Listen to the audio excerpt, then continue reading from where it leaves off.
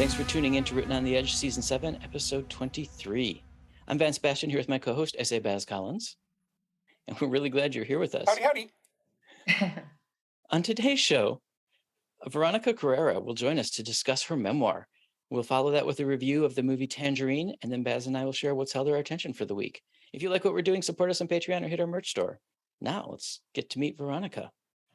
Veronica's story of triumphing over adversity not only offers hope and inspiration for readers to discover their true inner wisdom and acceptance, but may save lives.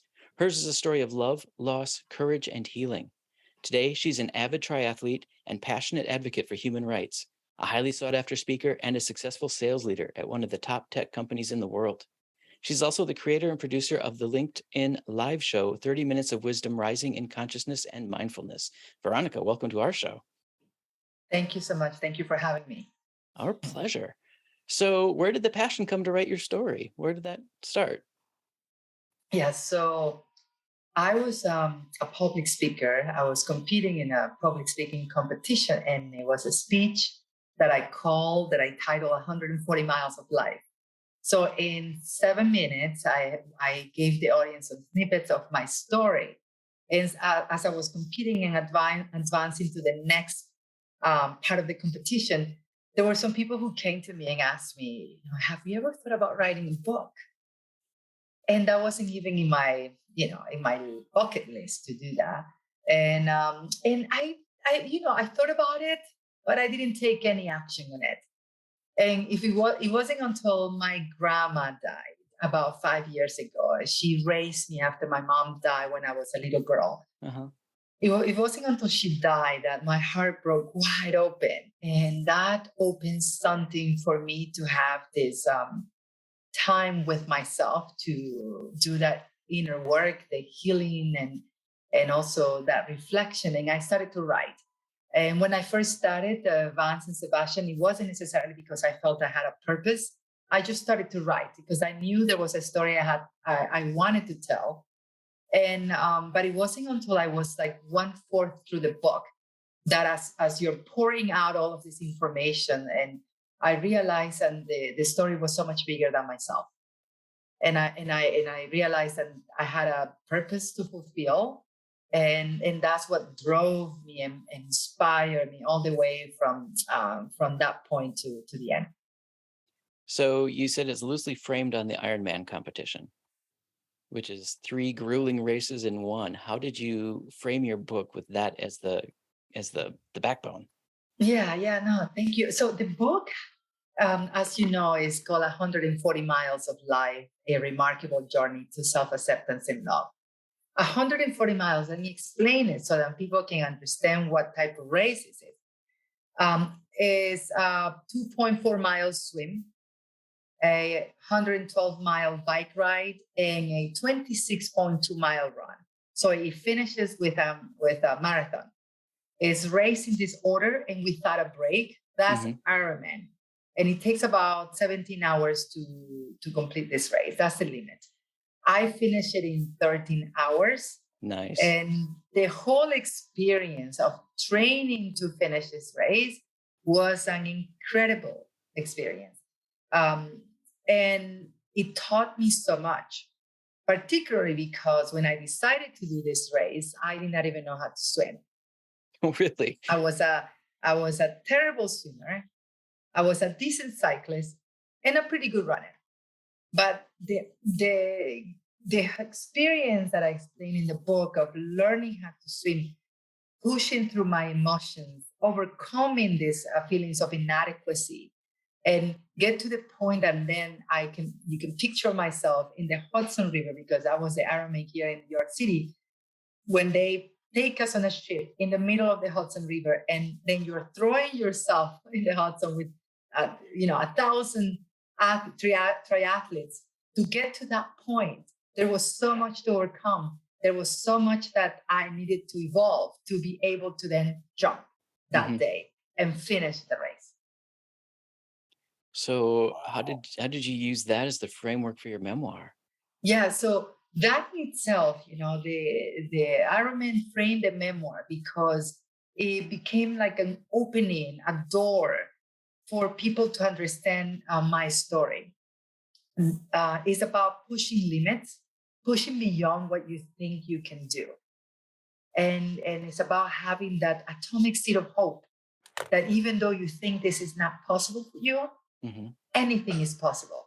So I use my this race, the experience that I had in this race, to frame my memoir, because then my memoir is about so much more. It's about childhood trauma, religious trauma, growing up as a Mormon, coming out as gay, and so much more. And finally, finding that healing and going into that spiritual journey to self-acceptance and love.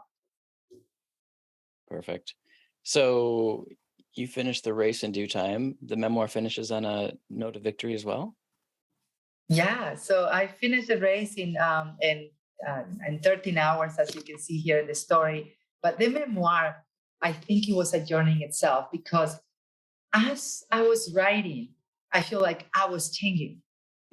And I thought I was going to finish a memoir at a certain point when my grandma died. And you will see that towards the end, something unprecedented happened that completely changed me. And the memoir then took a turn, an unexpected turn, and it finished in such a powerful way. And the end of the story is what brought so much healing to my heart. And I'm so glad to leave the readers with such a powerful story, because at the end, the purpose is for people to find healing and forgiveness, love, self-acceptance, everything. And if you read the beginning of the book, it is dedicated to all those who seek the light within. I like that. I like that a lot. So excellent. Did you start your memoir then with the immigration from Ecuador? The memoir is pretty creative. It actually starts with me finishing a marathon in South Africa. Cool. And that's when, and I did pretty well in the marathon. So someone there, at the end of the race, one of the athletes approached me and said, "Hey, you did pretty well in the race. Have you ever thought about doing an Ironman?" Nice. and I didn't even know what it was, to be honest. I was like, "An Ironman? What is it?" And then he was like so excited, and it was a Spaniard guy. So with a Spanish accent, he looked like Antonio Banderas, by the way. Right. So I was like, I asked him to explain, what do you mean Ironman? What is this? And the moment he explained to me what it was and that it involves swimming, I remember telling him, "No, this is not for me. I don't even know how to swim." And then that's how it starts. So it explains from the beginning what Ironman is. But one of the things that happens after this incident of him trying to motivate me to do this Ironman is that the next part of that is that I take a plane back from South Africa to New York City, and I remember reflecting in the flight that, wow, what a crazy race, 17 hours nonstop. That is crazy. I mean, who does it? And then I start reflecting, well, maybe this is not as crazy. Right. Maybe if you can think about what I have gone through in my life, maybe this is also something that I can do. And that's when then it goes from there to then my childhood story and the challenges that I had in my childhood, such as losing my mom at an early age. Right. Okay. How did you tie, and this was the part that I wanted to see how you used your art to do this. How did you tie your Mormon upbringing into a race like the Ironman? Yeah. So if you think about it, there is the three parts of the race, the swim, the bike, and the run. The swim was more about my childhood experiences. Okay. You will read that my mom and my mom escaped from my dad when I was 4 years old. She escaped from our whole family. And then we basically had to find a way to survive. And as a child, there was a lot of instability. And then at some point, I was 9 years old and she died. And for me, I described that as, she's the only person that I have. And then finding yourself as a child without a mom and without anyone else, it felt as if someone had thrown me in this unforgiving ocean where I was just trying to survive. That was a metaphor to describe my childhood. But now, describing Mormonism and me living so many years in this religion and trying to fit in, I was a devoted Mormon. I went on a Mormon mission. I went then to Brigham Young University. I mean, I did it all. Right. And it was a long race, a long time trying to hold on to my faith, but with the torture and struggle of being a homosexual, right? And so that the bike, which is one of the longest parts of the race, also it became a metaphor for this part of my experience. Understood. So then, did you use the marathon portion as your coming out as well as the forging at the end? Yeah, that's it. My journey of coming out, finding myself outside of this religion, which was all I knew. All my community was there. My friends were Mormons. I didn't really have an identity outside of the Mormon church. So I left the church at 37 years old, but the dogma didn't leave me. It was so hard to accept myself psychologically. Then after I left, it was as if I had to find completely who I was outside of this institution. And it's a long race. It's a run to the finish line where you can find a place of healing, self-acceptance, and also self-love. And it took a while to do that. And find in yourself. the process, to find in myself, to finding healing, to forgive everyone. And therefore, when you forgive, you are finally free. And it's about getting to that finish line, which is total freedom. That's beautiful. I love that. Yes, it is. Is there anything else about your memoir you want people to know? Well, there is one part that is important because I want to make sure that others do not have to suffer for so long. There was a part when I explained that I struggled for so long to leave a religion that teaches you that homosexuality is a crime next to murder, and you having to live with that. It is a psychological torture that in my case brought me to consider suicide. And I almost died, but I chose to live. And what I want to do with my book and with the story is to be able to collapse people's suffering and for them to choose to live as well. Because there is so much joy, so much healing, and so much to look forward to on the other side of everything that they may be going through. Perfect. Excellent. I do want to say that it's great, excuse me, that it's great that you are also a queer person of color, because our stories are very important. You know, we have other, as I call the children that are coming up in age, and they're discovering, they want to see stories that represent themselves. Yes. So it's important to put these kinds of stories out there of those journeys, because it gives that I'm not alone. I'm not the only one going through this. Right. And even though we want to have a colorblind society, the reality of it is, we all have to deal with racism on some level. And I think what's nice about your story is that it's a facet of who you are. It is the lens with which you see the world, but it also is a way to invite others who aren't from the culture, who aren't from that, to see what your journey was about and how, as human beings, we're very much alike, more alike than we are apart, Yeah, that's right, Sebastian. And that's why I feel that this is like a sacred calling because of who I represent. For me to put my voice out there, believe me, it's not easy to put your whole life for everyone to read. But my purpose is so much bigger than myself. And if my life becomes a portal for others to find healing and happiness and love, then let it be it. And I'm grateful for the opportunity to have this platform to share my voice. So thank you, Lord. So what's up next for you? Well, I am very happy to work for the company that I work for. I mean, I lead a sales team that takes care of some of LinkedIn's biggest customers. But I am taking steps to create this holistic resort in Costa Rica. It's That's not awesome. just a thought. It's more like something that I'm doing. I love that. Yeah. All right. I want to create a space for people to connect to themselves, to their higher power, higher source, as I call it, and also to nature. Nice. So, what social media is the best for people to follow you to see how the progress is going on this? Well, I'm on LinkedIn a lot. I have a Facebook page, but you can also go to my website, veronicacarrera.com.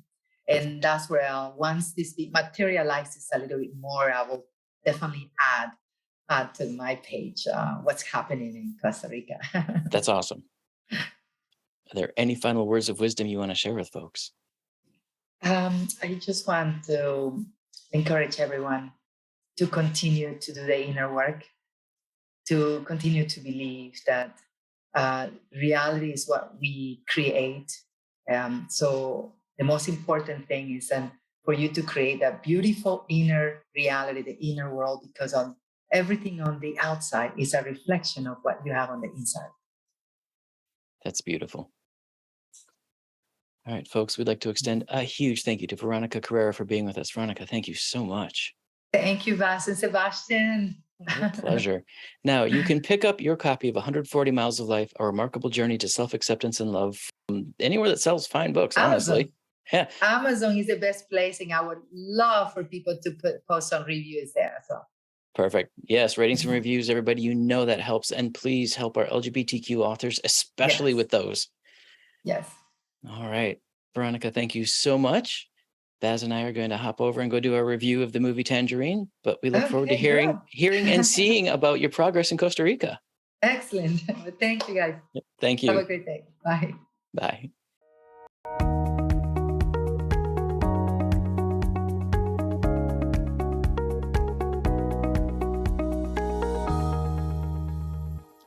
Hey everybody, welcome back to Reviews. I'm S.A.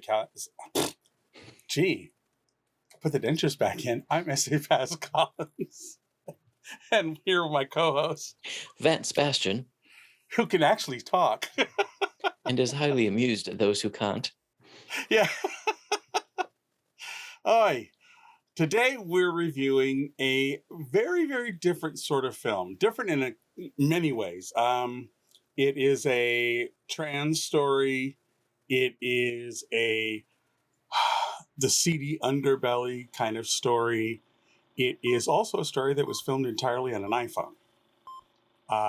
And I was quite impressed, although I don't know if it was like they used the iPhone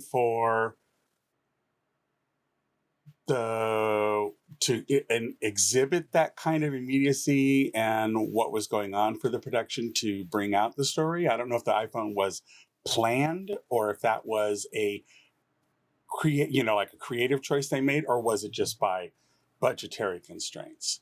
But I thought that was rather interesting because the Duplass brothers are the executive producers on this.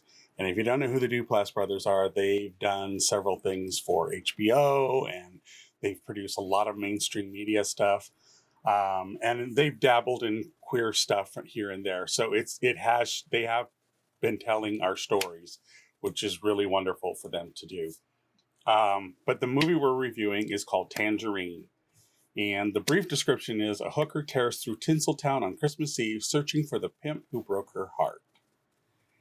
And while that's all true, it really doesn't set you up for what you experience in this one day of Los Angeles, West Hollywood. And this is my old stomping ground. I used to go up from San Diego, where I was born, and when I used to go clubbing with my friends and stuff, we would often make trips up to West Hollywood. That was our stomping ground. So I know the area very well. It was my old turf. And so I get it. I get a lot of what this story dealt with. I knew people like this. I did mix with this crowd. I didn't do all the drug stuff that was involved in it, but I knew people who were within this scope of characters that are portrayed in this film. I think it's great that they actually cast trans actresses as trans people. It definitely made me connect more with them because these were people I knew. And so I really kind of understood the story from their side. And for someone like me who didn't live the life but had many friends who did, I found that I could empathize with them very quickly, because these were like I said, the archetypes were people that I knew. These were people that I had been around.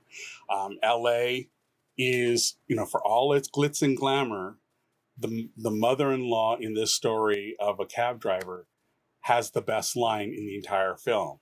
She said it is, I wish I could remember it word for word, but to the effect of, it's a glitter wrapped package that isn't quite what it seems. It has that, it's all the glamour is on the outside, but there's something really rotted inside. It's almost like the Gilded Age in many respects, like we were talking about before when we reviewed that. And I'll put the link up here.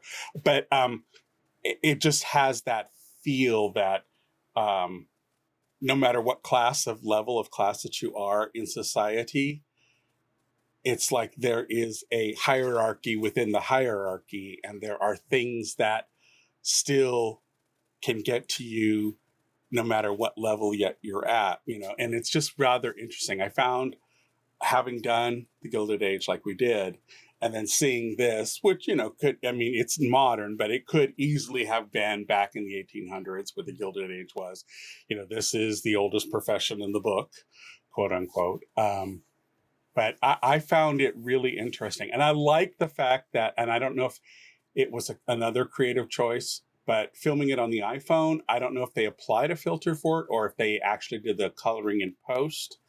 But I love that it had this orange sunset color palette. Yeah. I found that detracted for me. Really? Well, yeah. I guess part of it is like I said, LA was my old stomping ground.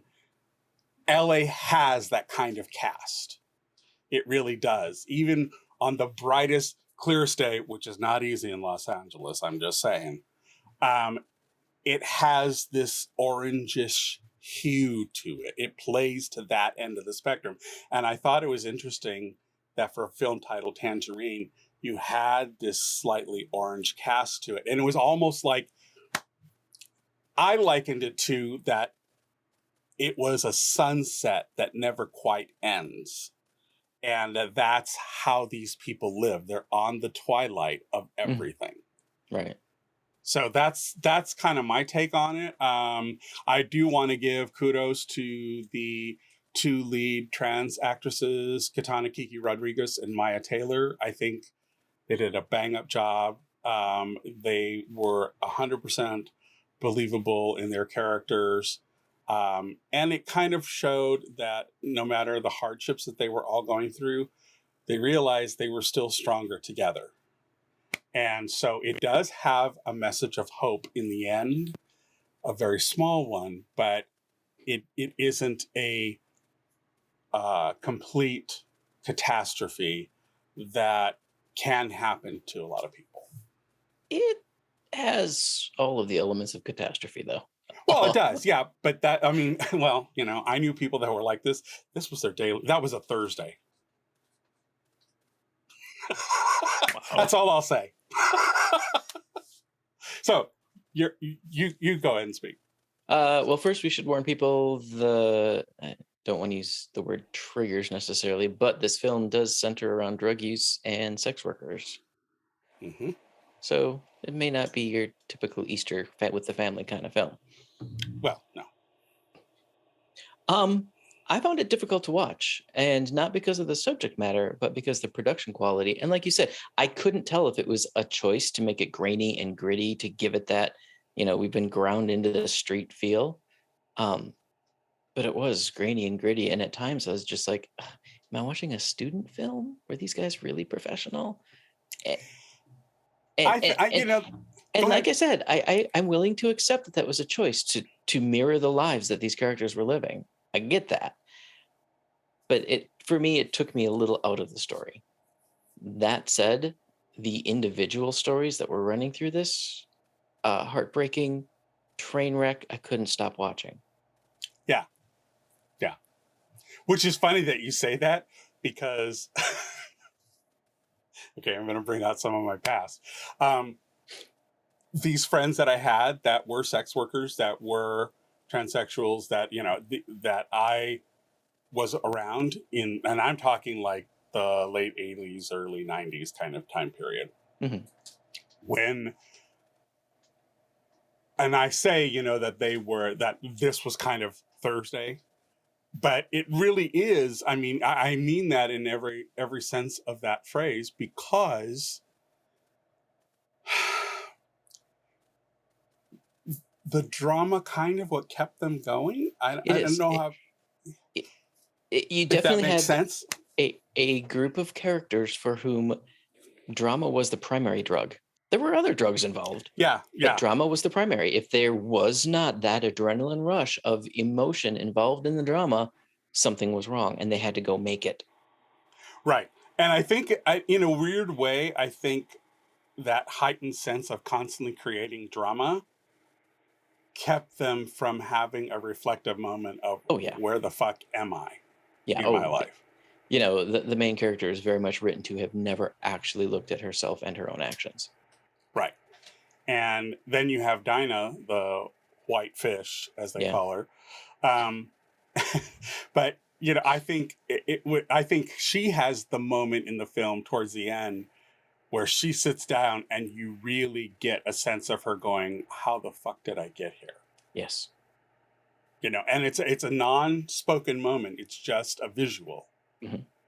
but away from all the drama, she has a moment to reflect, and you can see it in that moment. Every decision she made that brought her to that point. Mm-hmm. You know, and so I think from a story level, I also thought it was very interesting that you had these two stories. You had the taxi driver story and his Yep. family. Yep. And I have to say, by the way, the version I watched, it didn't even dawn on me to turn on the subtitles. So like half the Armenian in the first half, I didn't even know what the hell they were talking about, but I could kind of get it from the way the conversation was going, and that it was Christmas dinner that was being prepared. Yeah. But excuse me. But it wasn't until I realized, oh, wait a minute, there might be subtitles to this. And I turned it on for like the latter half of the film. So I kind of need to go back and just watch the beginning so I can get, or at least that sequence, so I can get what the hell was being talked about. But yeah, that was my only thing. I would say, if you're going to watch this, make sure that subtitles are enabled in that way so you can see what is happening during the Armenian discussions. Let's say, depending on where in that meal you turned on subtitles, the first part really had no substance. It was just family babble. I mean, the mother's domineering and overbearing, and that kind of Right, came right. through. But the point It was was just there idle was no. chit chatter.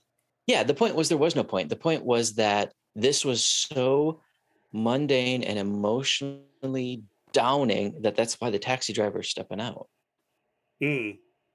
It was meant Okay. to show that there was no love for him at home. It was just an arrangement. Right. Except for with his daughter. There was a very cute moment with his daughter. Yes. And the fact that his instinct towards the end, when everything was happening, his instinct was get her out of there. Mm-hmm. You know.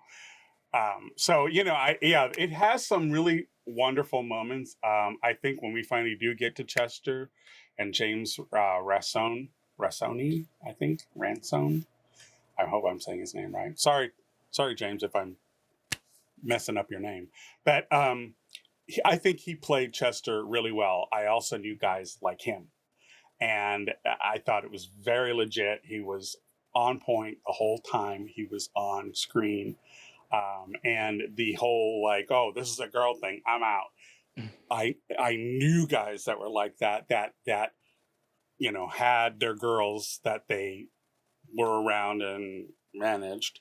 And you know, even the interchange between Cindy, was it Cindy? Yeah, no, it was Alexandra. And when she has the tiff with the guy that she is going to get $40 from, and then he Oh, yeah. reneges, and and the confrontation with the cops. That was awesome. That was so on point from a life. I'm like, these cops are so inured to that shit. It's almost a balancing act of, do I want to fuck with this, or do I want to worth the look for real? paperwork? Yeah, or do I want to look for real crimes going on, because this shit is mundane shit. I think that's the one thing that you get out of this film, is that the mendacity of life, and how as humans we stir up shit, and you kind of have to stop and go, why am I doing this? And I think eventually Cindy and Alexandra get there at some level by the end, when they're in the laundromat kind of thing. The very last scene.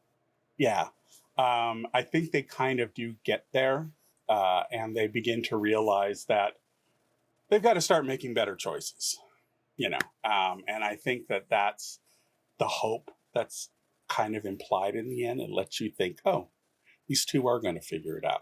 It's going to be rough, but they're going to figure something out, and they've got each other's backs, and that they realize, much like in Pose, they realize that a house, together, when you're having each other's backs, is far easier to get forward in this world, especially when you're in that class.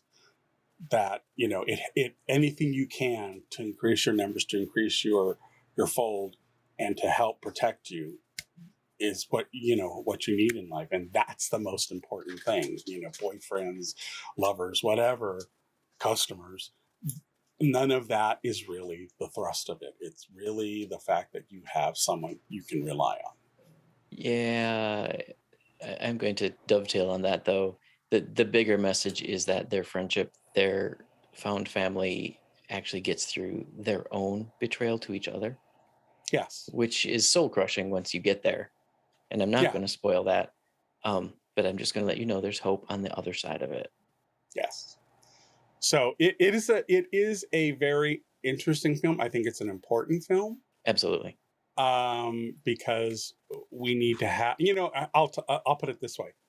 If I had the choice between a mainstream film that was getting all the hype and all the lauding and all the acclamation that people think it deserves, and then you have a small film like Tangerine, in many respects, I almost prefer Tangerine type stories than to the big epic features, because I think you get an intimacy that you just don't get when you see Nicole Kidman playing somebody.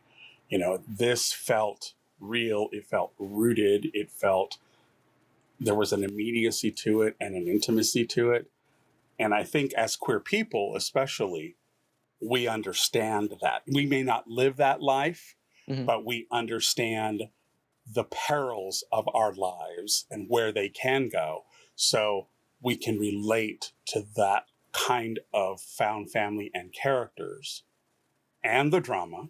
Even though we may not want drama in our lives, we understand it when it happens, and we know it for what it is. So I think, what I would say to people is, yes, this is not a family movie, but if you want a film that tells you a story about found family in a very, very specific way, I think this is, and it's also a story about queer people of color. Like, we can't escape that.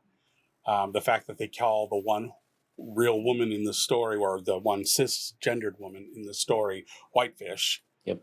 Her character's name is Dinah, but and at the beginning, when Cindy gets to Dinah and kind of literally drags her through the streets of West Hollywood, you're not quite sure if she's got the right girl or not. I mean, there is some of that. Girl, hold on. Going back to your point about big budget versus indie like this, I recommend this if you are a viewer like me who doesn't like predictability. And the bigger the budget, the more predictable the plot. I will tell you that right now. that's true. Good I point. could not tell where this story was going. And that's saying something because I live in a world of stories, professionally and otherwise. I could not tell where this one was going. And that in and of itself is a treat sometimes. Yeah. Yeah. And these girls know how to create drama.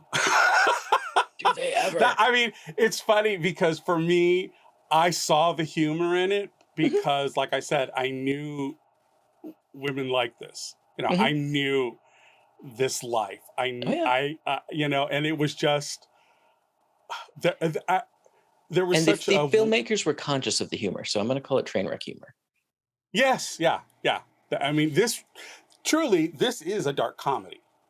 This is what dark comedy really means. And I know you hate that term, but this is what it really means. Yes, but it is. It is the humor that you find in the mendacity and the self-perpetuating drama that forces a train wreck.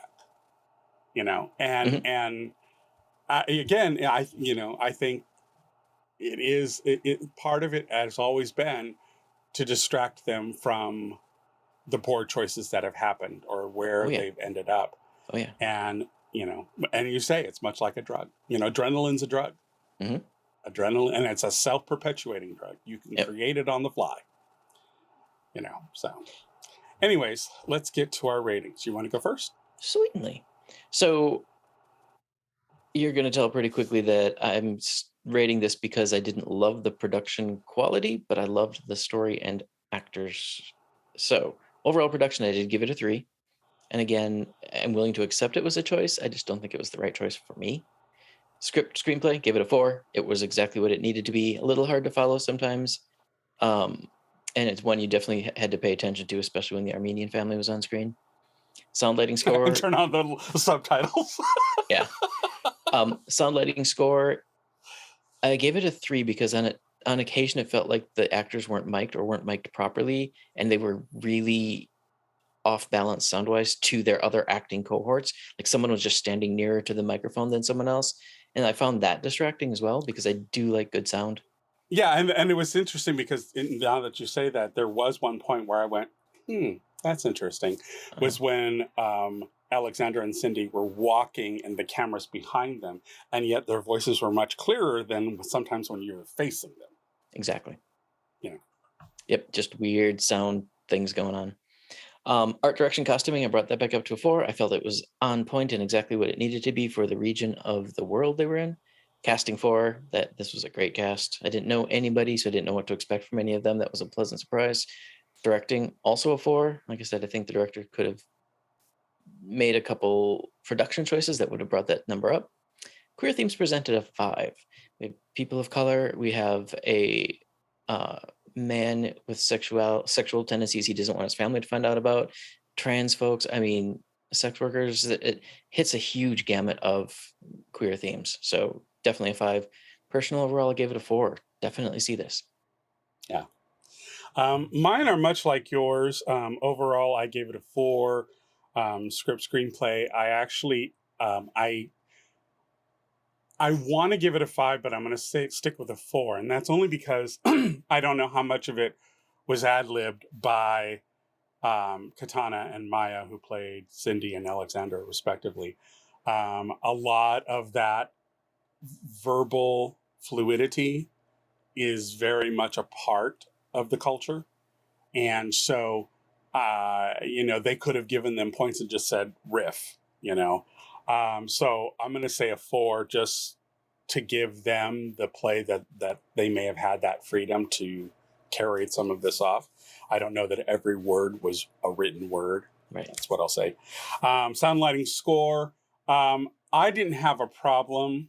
And in fact, in many respects, because it's LA and I know of LA, it did not take me out. In fact, the lower quality of the camera work and the cinematography, I kind of liked the fact that it was the way it was. It made me feel like I was a friend of Cindy's and Alexandra and I was on for the ride. So What a ride. Yeah, it was a ride. It was definitely an e-ticket. And I know I dated myself with that one. Art direction, it was all location shots, which lent to, but I thought that the choices they made for location shots was well done because it was very, very emblematic of the CD backsides and alleyways and all kinds. Now, I have to tell you, I have seen a lot of shit in my life, a lot of queer shit, a lot of queerdom.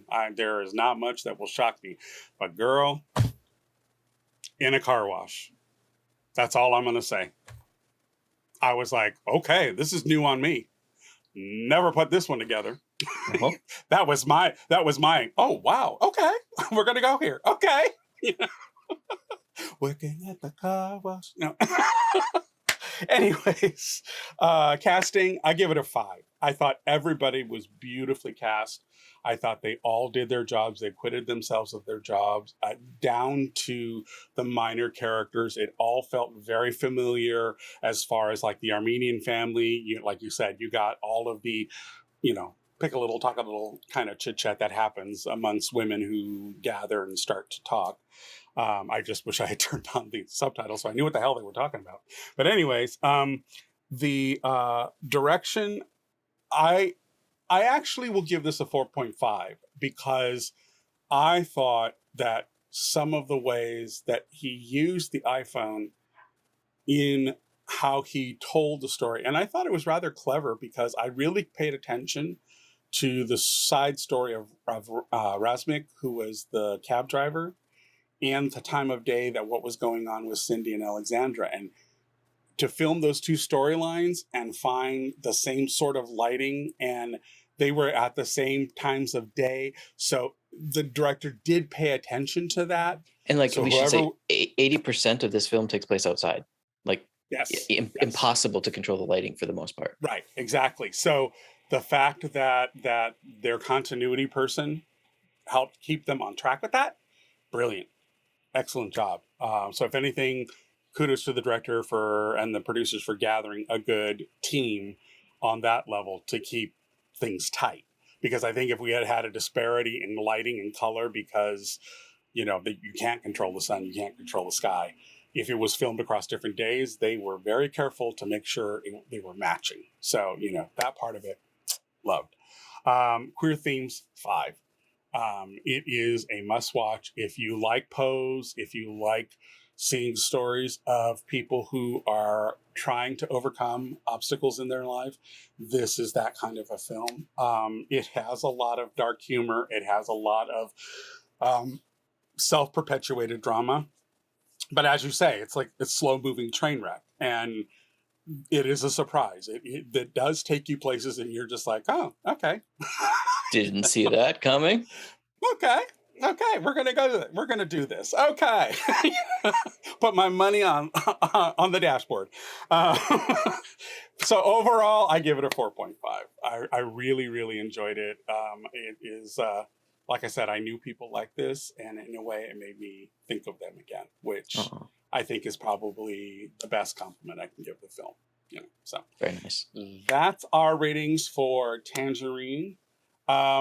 We were going to keep telling you who we were going to do next, but we're trying to be a little fluid in that sometimes we get recommendations or we run into something that's just been released and we want to be able to pounce on it. So we're going to keep you in suspense of what we're going to do next week. So going forward, we may not tell you who it is, but or we may. It depends on our mood. But Vance is like, what the hell are you babbling about? I'm like, did you just call me cinema fluid? What is going on here? Yeah, we're cinema fluid. That's it. That's a new hash. We're establishing it now. But yeah, no, we want to kind of look at things as they arrive. Sometimes they get released and we're like, oh, we didn't know about this. Oh, let's go find out about this. You know, so we want to be able to have that fluidity of jumping in on something that's just released that has queer content about it. And we want to see, is it worth your time and effort and money to go see it? So, we have planned ones that we have in the pipeline, but we're going to probably intersperse them with those kind of new, like, oh, something just popped. We need to go look at it. So in that vein, we probably will be a little more reticent of just announcing what we're going to do next. So Stay tuned next week. We will have something new for you. And until then, remember to keep watching these movies, keep gathering with your friends and family and watching those TV shows, and keep having that conversation. And if you like what we're doing, remember to like, subscribe, and tell your friends about it.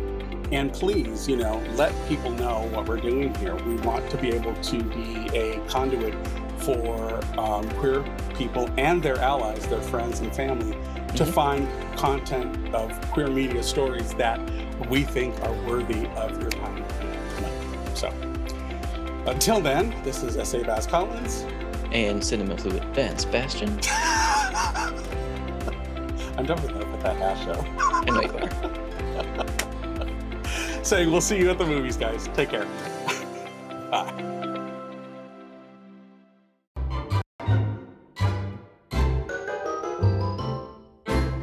So, Baz, who won your week? Who won the week for you? Okay, fine. I'll go first. You want me to go first? Okay. So,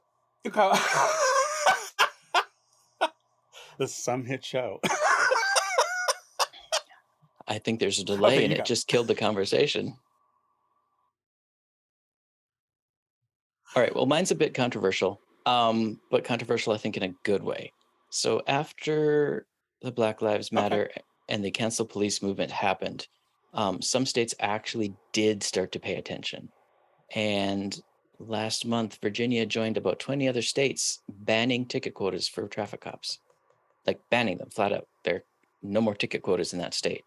The list of other states: Arkansas, California, Connecticut, Florida, Illinois, Iowa, Louisiana, Montana, Michigan, Minnesota, Missouri, Nebraska, New Jersey, New York, North Carolina, Pennsylvania, Rhode Island, South Carolina, Tennessee, and Wisconsin. So I know it's not all of the change we need to see, and we need to keep seeing change, but it steps toward the right direction. But it's a toehold forward. It steps in the right direction, absolutely. So that's what won the week for me, because change, slow as it's going, change is happening. It's just way too slow for my liking. None.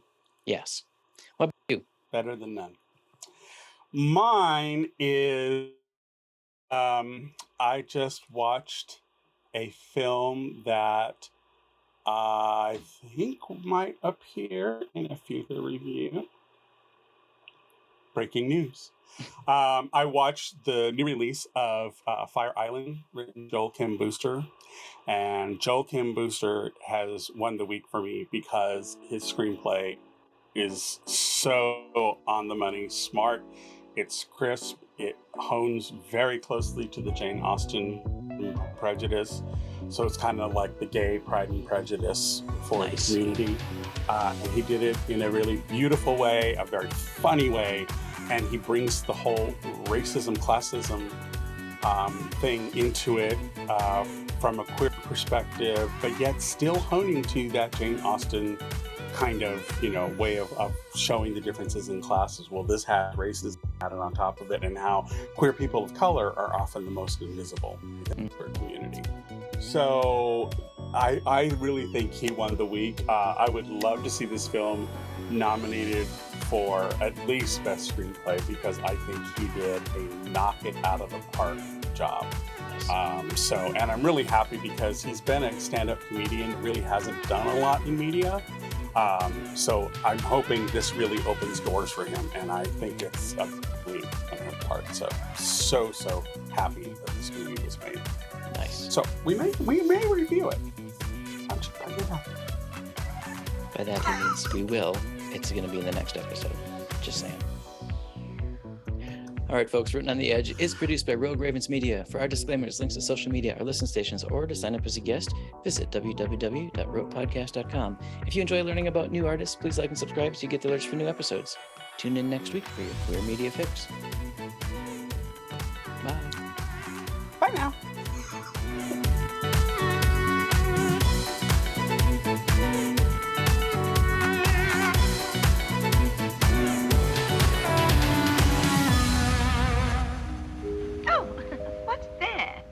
Closing time. The bums rush in melody, dear.